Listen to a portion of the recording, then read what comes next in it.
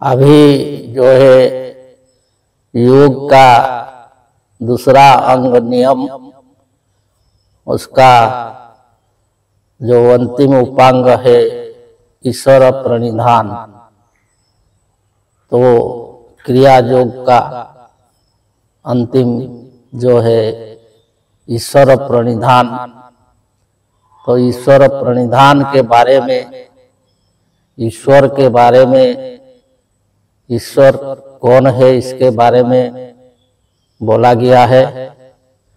अभी जो है ये ईश्वर प्रणिधान से होता क्या है, क्या लाभ मिलता है, इसलिए इसके लिए जो है महर्षि पतंजलि ने जो साधन पाद का 45वां सूत्र में कहते हैं कि समाधि सिद्धि ईश्वर प्रणिधानात्, समाधि सिद्धि ईश्वर प्रणिधानात्। ईश्वर प्रणिधानात् कि ईश्वर प्रणिधान से समाधि सिद्धि होती है, समाधि का सिद्धि होती है।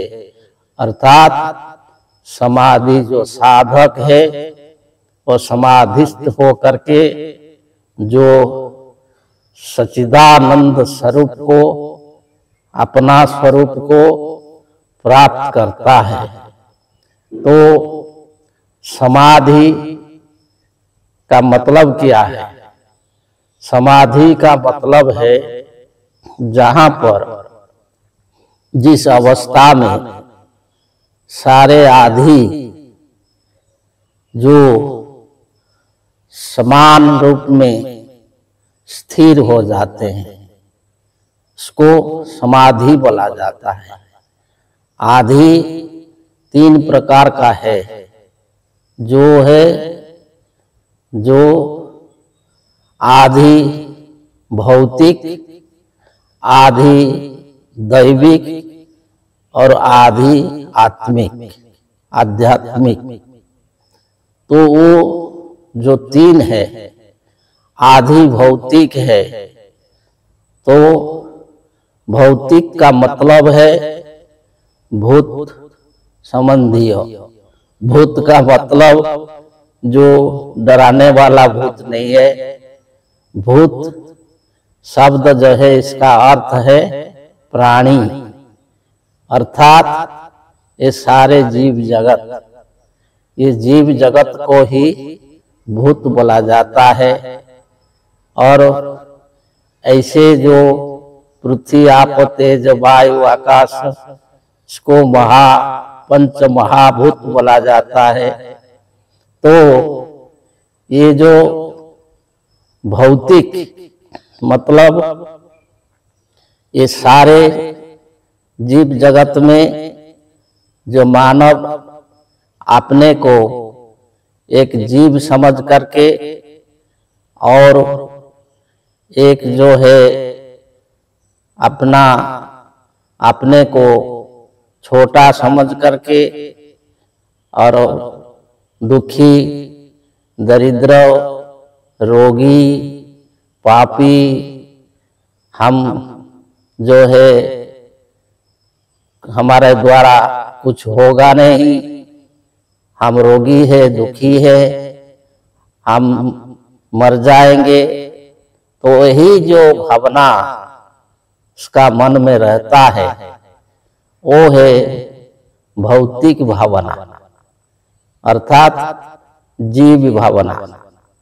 और वही भावना मनुष्य को सारे जो है क्लेश, दुख, जंजाल सब देता है और मनुष्य संसार में इसको भोगता है।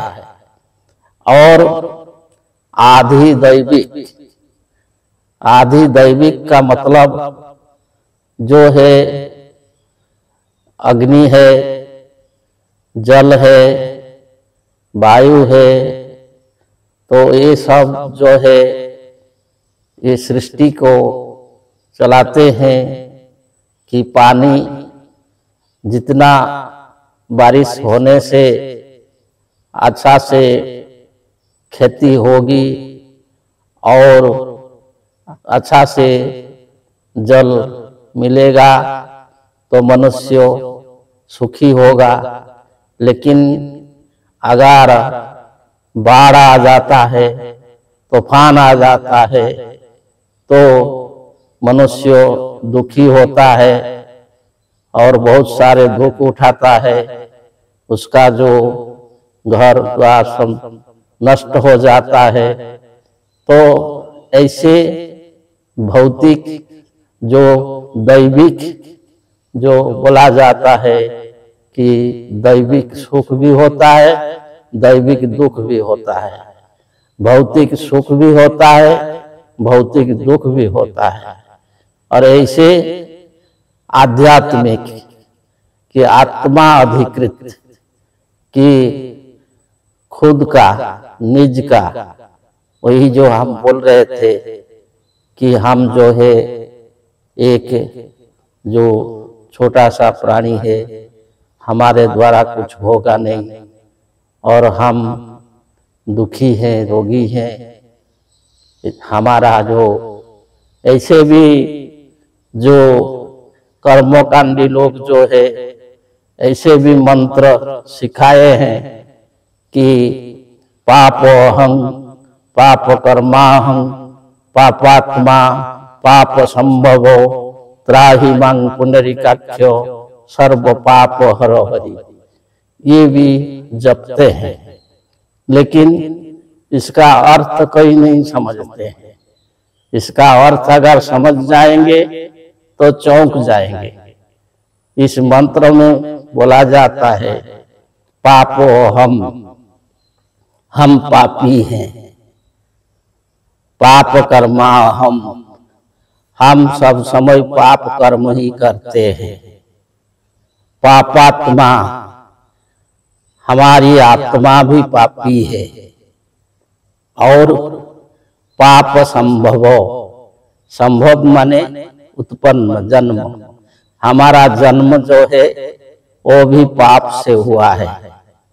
तो बताइए, आप पापी है, आप सब समय पाप कर्म करते हैं, आपका आत्मा पापी है और आपका जन्म भी पाप से हुआ है। ये कौन स्वीकार करेगा?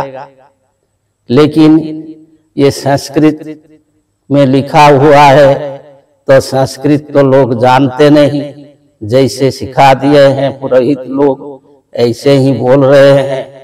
तो जादृशी भावना जस्य सिद्धिर्भवति तादृशी, तो वही भावना अगर हर सुबह शाम लोग करेगा तो इसका अंदर ज्ञान कैसे बढ़ेगा, उसका अंदर उसका मन सबल कैसे होगा। तो ऐसे बहुत है कि जो हमारा बुद्धि को जो बंधा हुआ है और बांध लिया है, हमारे बुद्धि में तला लगा दिया है कि हम उन्नत चिंतन कर नहीं पाते हैं।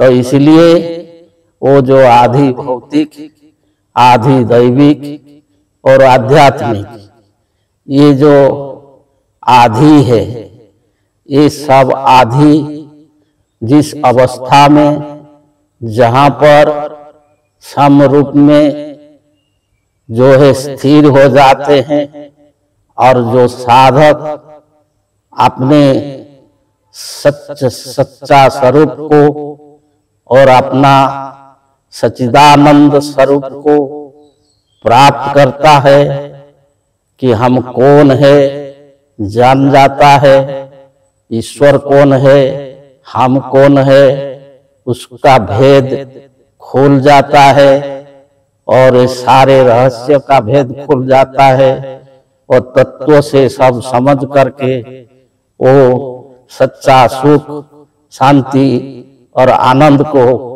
प्राप्त कर लेता है। वही है ईश्वर प्रणिधान का फल।